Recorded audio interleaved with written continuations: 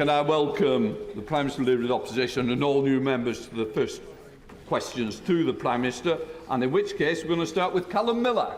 Yeah. Question 1, sir.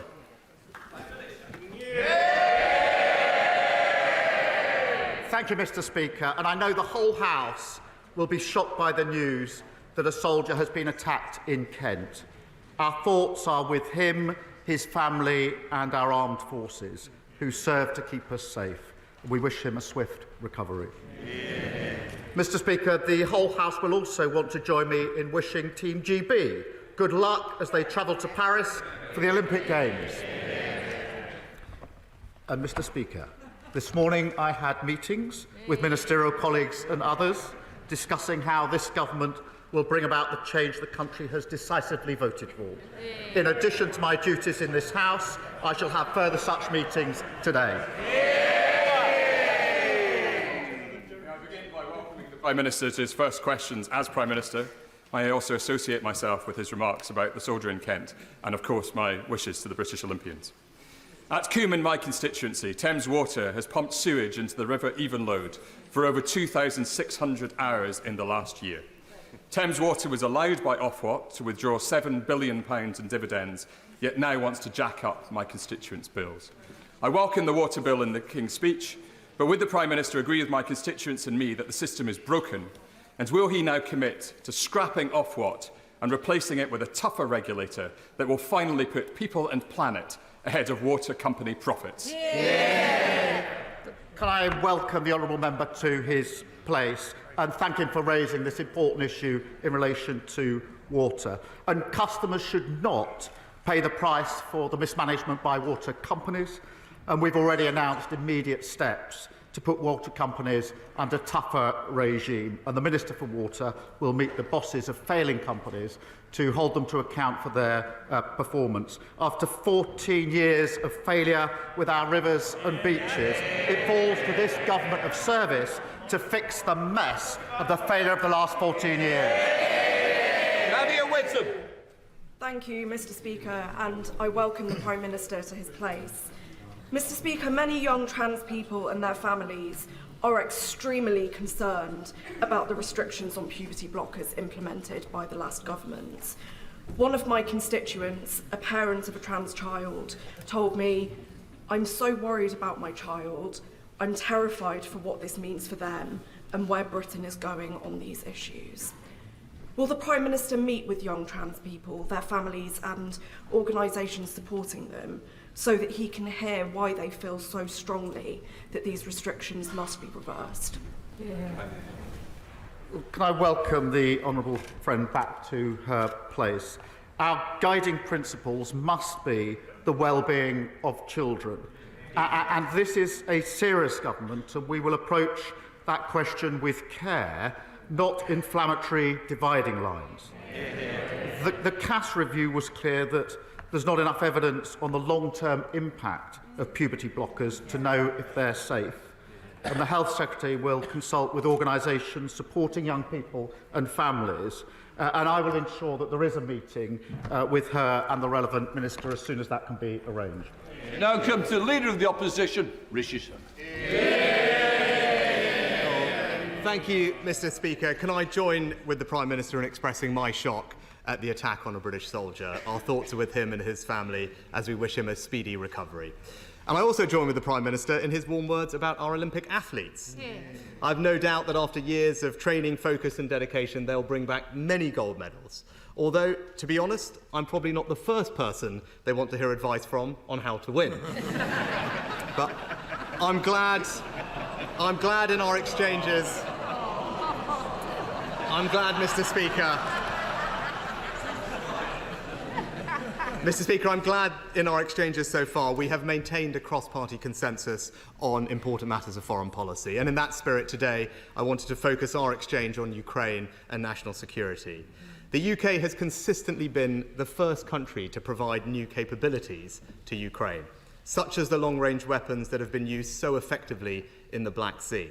Now, those decisions aren't easy, and I was grateful to the Prime Minister for his support as I made those decisions in government.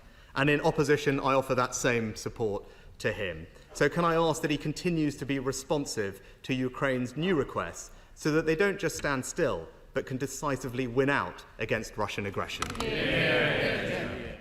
Can I thank the Leader of the Opposition for not only raising the question of Ukraine, but doing it in a way which can maintain the unity across this House, which has been so important to the Ukrainian people. And I can assure him that we are, of course, talking to Ukraine about how they deal with the Russian aggression that they are facing, have been facing for many, many months.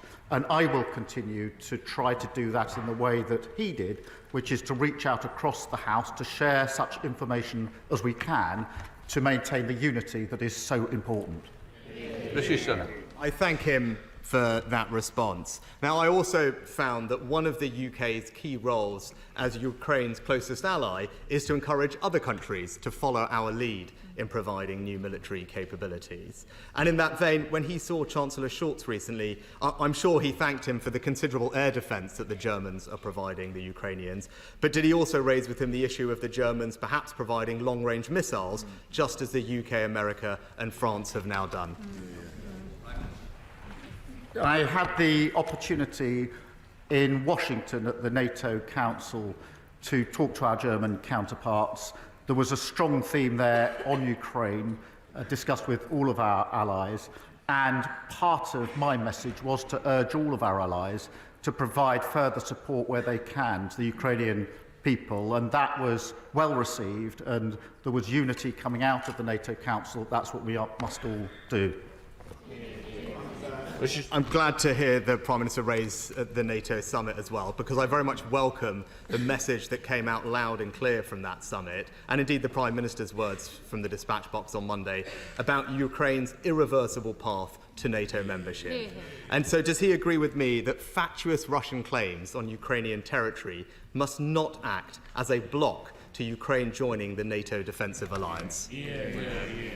I wholeheartedly agree, and it is for NATO allies to decide who is a member of NATO, formed 75 years ago, proud and probably most successful alliance that's ever been formed, and that's why it was really important at the summit that we were able to say there is now this irreversible path to membership. That's a step forward from a year ago, and President Zelensky was very pleased that we've been able to make that successful transition. The opposition. Thanks to the complex legal and diplomatic work that the UK has led over the past several months, together with our allies Canada and America, the Prime Minister will, I hope, now find that there is a sound and established legal basis to go further on sanctions and seize Russian assets and use them to fund Ukrainian reconstruction. Now, that work has taken time, but I hope he is able to take a look at it, and can he confirm for the House that this work is something that he will take forward, because if he does, I can assure him that the opposition will support him in doing so. Again, I'm grateful for this opportunity to say how united we were on the question of sanctions across this House.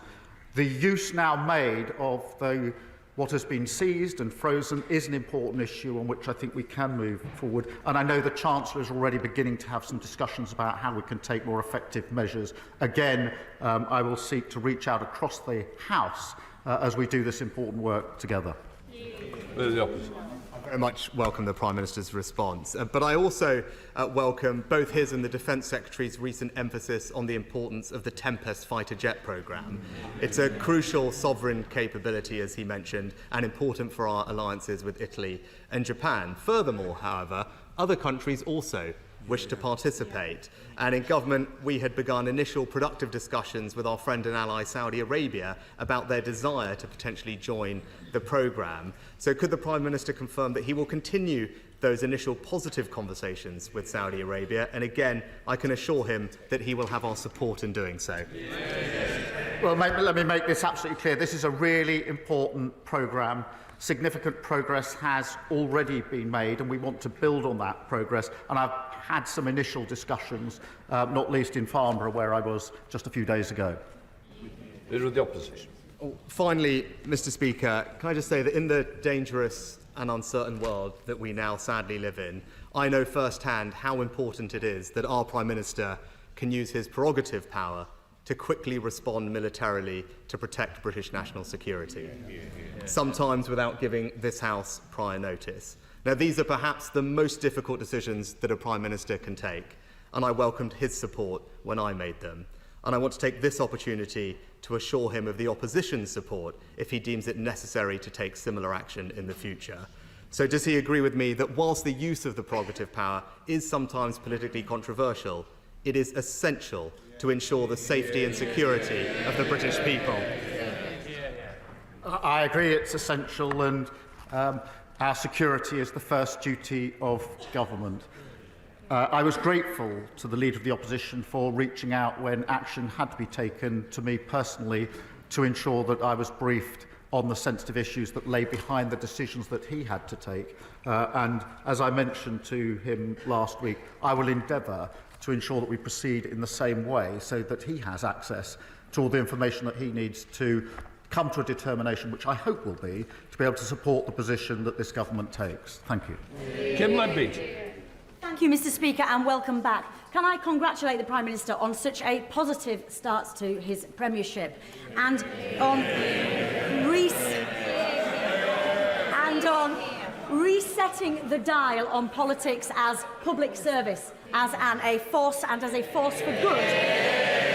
Irrespective of our different views and opinions in this chamber and beyond, it's a very important message. And as such, would he join me in wishing the very best of luck to the 83 cyclists who have set off from West Yorkshire this morning on the 9th Joe Cox Way bike ride, travelling 280 miles down the country to London, celebrating all that we have in common through the power of cycling, including, sadly for the cyclists, probably quite a lot of sore legs and aching muscles. Of course I will wish them good luck. I admire them. I'm not sure I envy them. It's 280 miles. But it's a brilliant cause, and the whole House, I think, misses our dear friend Jo. And I know that she would have been incredibly proud to have seen this government in place and would have played a big part in it. And, you know, I'd like to welcome my honourable friend back to her place. And I know that she will continue in Jo's spirit with the same dedication and determination. And I think I'm right in saying that her parents, and of course Jo's parents, are with us in the gallery today to see this first PMQs. We will always have more in common than that which divides us. It comes to the Leader of the Lib Dems, Sir Ed Davey.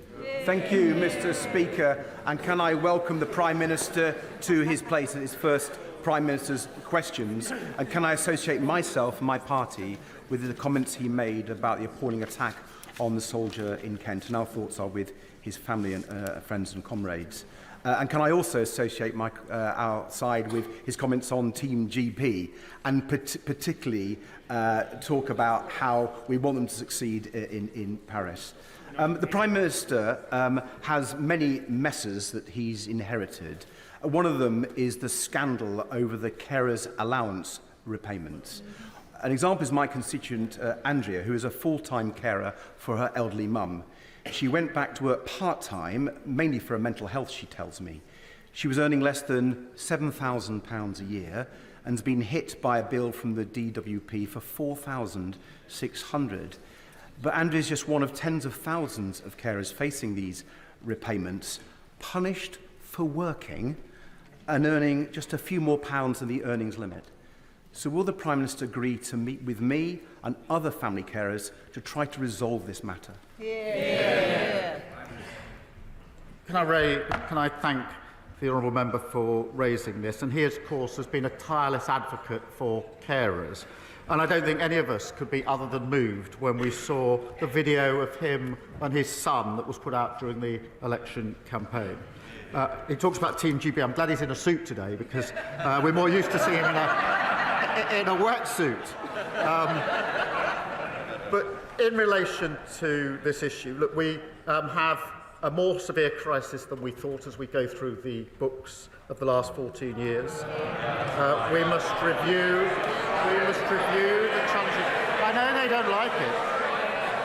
They don't like it. There was a reason the electorate rejected them so profoundly. So we'll review the challenges that we face, We do want to work with the sector and where we can across the House to create a national care service covering all these aspects. And we'll start with carers and those that work in the care sector with a fair pay agreement. But I'm very happy to work across the House with all the people that care so passionately about this particular issue. Fred Davitt. The Prime Minister's response. I hope he will look at this matter, though, on carers' allowance. Family carers save the taxpayer £162 billion a year. And if you get this right, many could go back into work. But there's another care crisis that's probably even bigger, and that's the crisis in social care. I'm sure, like me, he's met millions of people around the country, heard about millions of people for whom this is their biggest issue and has been for decades. After a once-in-a-century election, does he not think there's an opportunity for a once-in-a-century chance to fix social care and thus help our NHS? So can I ask him to set up a cross-party commission on social care so we can address this urgent matter? He's right, it is a crisis. I'm sorry to have to report to the House it's not the only crisis that we've inherited. There's a crisis of failure absolutely everywhere after 14 years of failure that this government of service will begin the hard yards of fixing, including on social care. We will work across the House. We do endeavour to create a national care service. That will not be easy, but we can begin the first steps, and we will share that across the House where we can. And a little bit. Thank you very much, Mr. Speaker. For decades, my constituent, Jack Taylor, has been continuously ignored by previous governments. He and other nuclear veterans have been denied access to their medical records and compensation. The Prime Minister has rightly said these national heroes deserve full accountability and justice. Will he therefore consider supporting a special tribunal with statutory powers into this 70-year-long scandal? Can I first express my gratitude to the service personnel who participated in the British nuclear testing programme. It is right that I think nearly 5,000 now have got the nuclear test medals in recognition of their service, and the veterans have the right to apply for no-fault compensation under the War Pensions Scheme. And I will ensure on this issue a meeting is arranged for her with the relevant minister. Stephen Flynn. Mr Speaker, may I again warmly congratulate the Prime Minister on ending Tory rule. In his campaign to do so, he was, of course...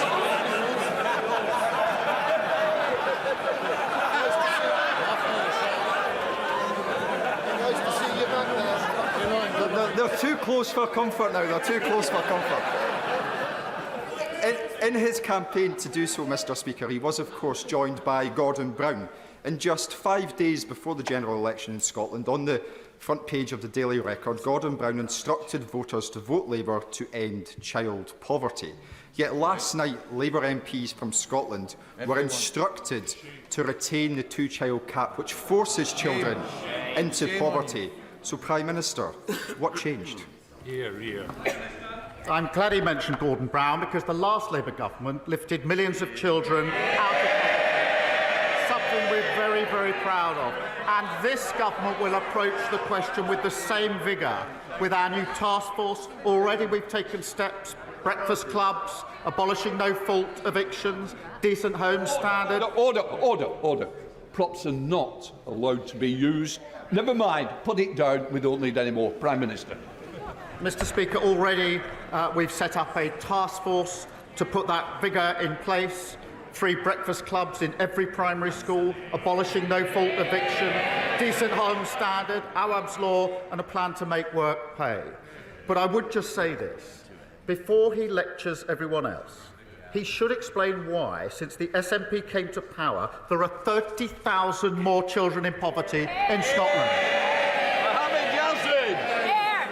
Thank you very much, Mr Speaker. I'm pleased to see the government's swift action in officially calling for an immediate ceasefire, the release of all hostages, a rapid increase of humanitarian aid into Gaza, the restoration of funds to UNRWA, the commitment to complying with potential ICC arrest warrants, and to recognizing a Palestinian state.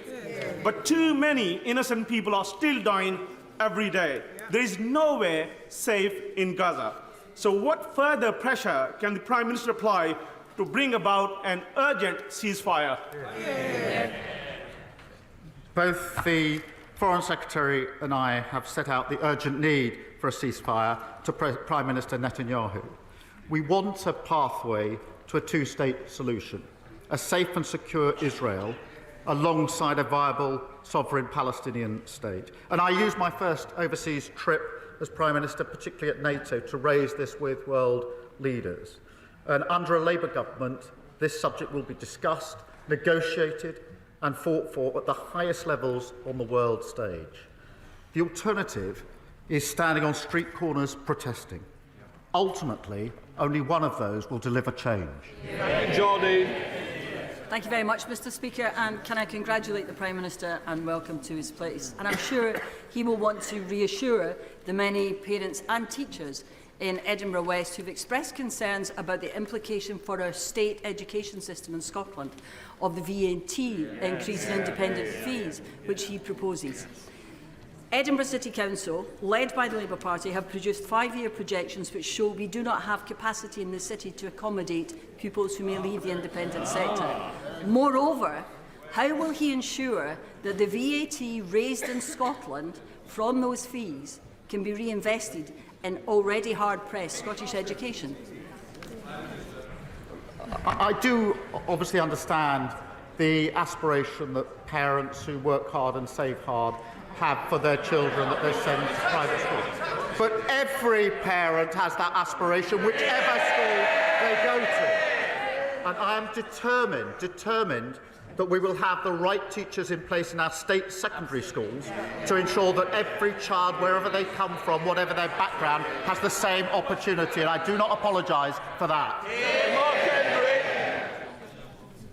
Mr. Speaker, I welcome last week's announcement this government will be introducing a new publicly owned company, Great British Energy. This will be critical to ensure this country's energy security while meeting our climate goals and lowering energy bills.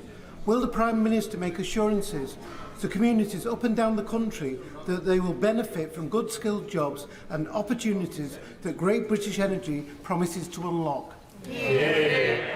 Yes, and I'm really pleased that Great British Energy will be owned by and for the British people. Investing in the energy systems of the future, that means cheaper bills, renewables are cheaper. It means security, so Putin can't put his boot on our throat, and it means the next generation of jobs for years to come. Thank you. And thank you very much, Mr. Speaker. The Prime Minister has achieved something that we didn't think would be possible in such a short period of time. In less than 3 weeks, he has had a significant rebellion and he has suspended 7 of his members of Parliament, all for standing up for child poverty. This from a Labour government. The headlines are awful for the Prime Minister this morning. Poverty campaigners are furious with the Prime Minister. Is his honeymoon over before it's even begun? Having left for the election campaign with quite a significant number of SNP members and come back with a small handful, I really don't think lectures on what the electorate in Scotland are thinking.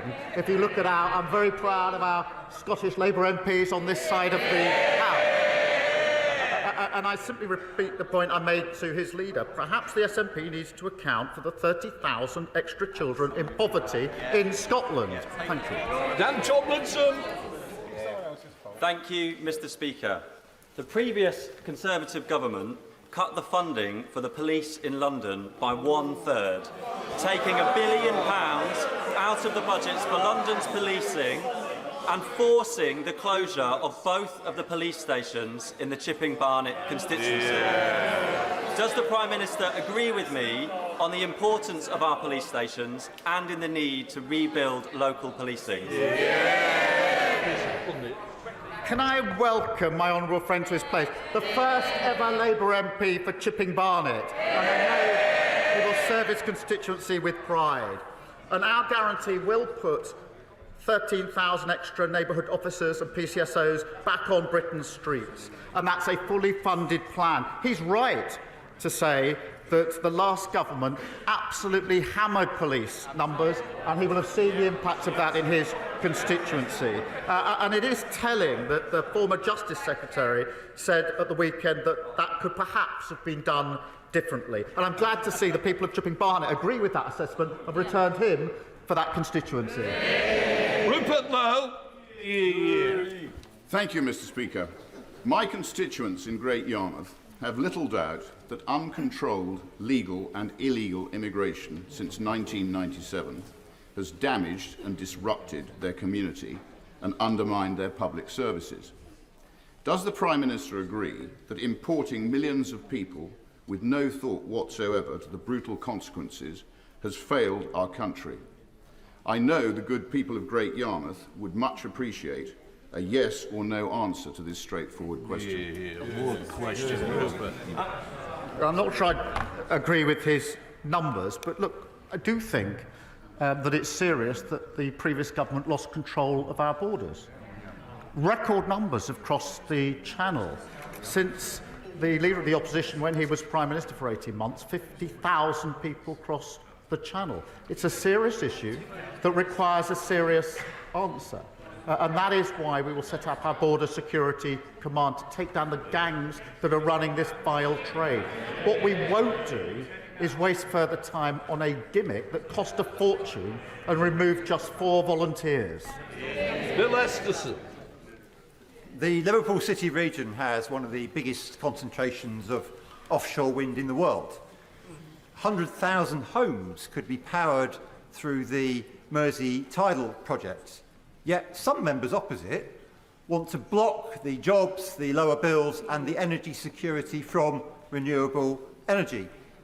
So can I encourage my right honourable friend to resist the siren voices opposite and support a range of technologies, including the Mersey tidal project, to maximise the benefits of clean energy for our country?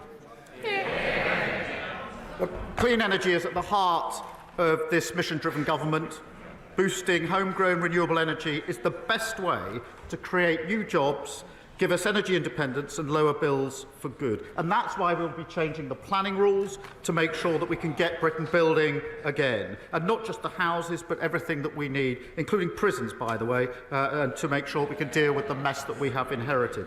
I'm pleased to hear of the viable projects that are being advanced, such as the Mersey tidal project, and we'll look at them carefully. Lewis Cooking. Thank you, Mr. Speaker. It's a privilege to be the first Conservative member to ask the new Prime Minister a question at PMQs. Can the Prime Minister assure me and my constituents in Broxbourne that they will not just have a say, but a meaningful say over new development in the Greenbelt in their area? Can I welcome the honourable member to his place and be clear, we intend to get Britain building. We will change the planning regime in order to do so. It's held us back for far too long. Young people have not been able to own a home until they're way past the age of 35, denying them the basic dream of home ownership. Of course, we will work with communities, but we will take the tough decisions that the last government ran away from. Jack Abbott. Prime Minister, we've got much to be proud of in Ipswich, from a thriving arts and culture scene to beautiful parks and a stunning waterfront. Unlike our friends over the border in Norfolk, we also now have a Premier League football team again. Prime Minister is very welcome to join when Arsenal come visit next year. Despite all those positives, though, after the last 14 years, our town centre is really struggling and desperately needs help. Can the Prime Minister set out to this House the steps he will take to revive town centres like Ipswich? Can I again welcome my honourable friend to his place? Congratulate Ipswich on their promotion, though not on, I think it's Boxing Day when they visit Arsenal. I'm going to resist the temptation that he puts in front of me to choose between Ipswich and Norwich. But on town centres, he's right that we need vibrant high streets. We need to make the change that we voted in to bring about, and that's why we will replace the business rate system to level the playing field, and we will absolutely address regional inequality through our local growth plans. Jim Ramsey. Thank you, Mr. Speaker. The UK is one of the most nature-depleted countries on earth, so I welcome the government's signal that it's committed to nature recovery. This is critical to humanity's future as it affects everything from food security to public health and well-being. Please could the Prime Minister tell us how he'll show leadership personally on this existential issue, and in particular will he attend the 16th Biodiversity COP later this year, and will the UK government be launching a bid to host a future UN Nature Summit? We are committed to nature recovery. It's a really important issue that this government will tackle. And he talks about leadership, and I'd ask him to show some, because it's extraordinary that, elected to this House as a Green politician, he's opposing vital clean energy infrastructure in his own constituency. So I ask him, we will put the plans before this House, I ask him to back those plans. John Powell. Mr. Speaker, on Sunday night at a community event in North Kensington attended by hundreds of people, 15-year-old Renee Graham was shot and killed in a senseless act of violence, and my heart goes out to his family and the wider community that is feeling anxious, frightened and shocked. Can the Prime Minister ensure that North Kensington gets support from this government at this difficult time, and can he outline what measures the government will take to tackle gun violence and prevent young lives like Renee's being taken in the future? I welcome my honourable friend to his place and thank him for raising this awful case. The loss of a teenage boy in West London is shocking, and our thoughts, and I'm sure I speak for the whole House, are with his family and friends. I do urge the public to support the Metropolitan Police with any information which could help in their investigation, which is ongoing. Making streets safer is one of the 5 central missions of this government, and this is a shocking reminder of just how important that mission is. And we have an ambition to drive down this sort of violence in our communities. We do not want interventions like this as we've had over the last few years, and it is shocking to hear of this particular incident. Vickers. The last government invested massively in Teesside, most recently committing £1 billion to improving transport in our area.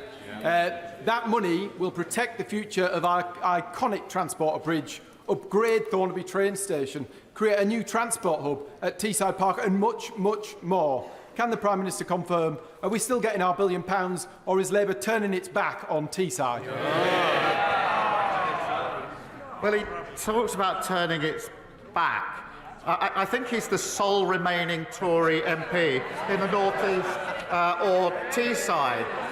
I've already taken an early opportunity to make our commitment clear to the plans that we need for economic growth across the country, working with all the mayors who are in place, including those who wear a different rosette, and that's the way in which we will take this forward.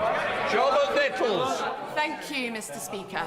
In a week where the National Police Chiefs Council have declared violence against women and girls a national emergency, Sky News has today published appalling accounts of sexual harassment and violence against women paramedics. Can the Prime Minister please update the House on progress towards the mission board to finally tackle this scourge in our society? Well, can I thank my honourable friend for raising this, because it is such a serious issue. And we have made a commitment, a mission to halve violence against women and girls. Mr. Speaker, I know from my own experience dealing with these cases as a prosecutor and subsequently just how hard that will be to achieve. It does mean that we'll have to deliver in a different way. We'll have to roll up our sleeves and do difficult things that haven't been done in the past. And in answer to the specific question, we've started work already on the delivery board, and I look forward to updating her and the House on the progress that we're making on this really important issue. Final questions to Roger Gale. Thank you, Mr. Deputy Speaker. Mr. Speaker. Another Freudian slip. The old dog is off the leash. Mr. Speaker, could I first thank both the Prime Minister and the Leader of the Opposition for their supportive policies in relation to Ukraine. Their expressions today will have been of great comfort to thousands of Ukrainian residents in the United Kingdom who simply wish to return to their lawful homes. Further to the answer given to my honourable friend, the member for Broxbourne, can the Prime Minister tell the House how he's planning reforms which will smother fields in East Kent currently yielding bread-making wheat with houses is compatible with his own Secretary of State for Agriculture's desire to achieve sustainability? Thank you for that question. We have to get economic growth in this country. We've had failure over the last 14 years, and the failure on economic growth has been central to it. There's been failure to build the infrastructure we need, the houses we need, the prisons we need, and I think the whole House can see the consequence of that. We've got prison overcrowding where emergency measures have had to be taken because the building of prisons hasn't kept pace with the sentencing of those to prisons. We've got housing crisis where the dream of home ownership for most young people is simply gone under the previous government. To be over the age of 35 before you can get a secure roof over your head of your own is a huge dash of dreams. We're not going to listen to the party opposite. They put their case to the electorate. The electorate rejected them profoundly. And my advice would be, having sat at that dispatch box for 4.5 long years, is when you get rejected that profoundly by the electorate, it's best not to go back to the electorate and tell them that they were wrong. It's best to reflect and change your approach and change your party. That completes questions. We'll let the front benches change over.